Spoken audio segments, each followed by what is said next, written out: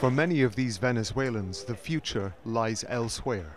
Their country is in the depths of an economic crisis.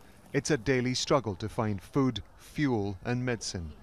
WILJEIS Mendoza is 22 and 4 months pregnant. She, her husband and their dog Mia are hoping to make a one-way journey to neighboring Colombia. It scares me. My due date is in December. I'm afraid I'll get to the due date and there won't be any medicine, any antibiotics, everything that the baby needs. And what if something happens and I don't have anything? What then? So we said we would come here. ANGELICO PINO and her husband had already decided to leave Venezuela, but they say the possible repercussions of Sunday's vote would have forced them to go anyway. The situation we're currently in, we don't have security, there's scarcity of food. The grave problem is the lack of medicine, which you can't obtain in Venezuela, and not having a future for our family.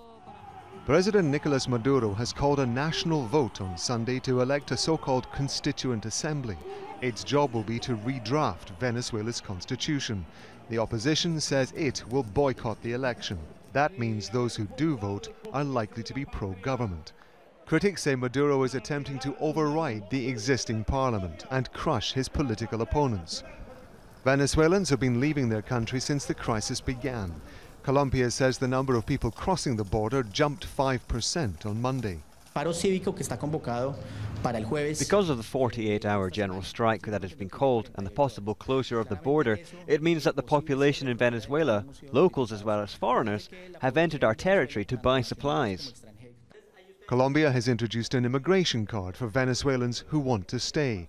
For thousands of people, like WILJEIS and her husband, the future waits in another country. Matheson, Al Jazeera.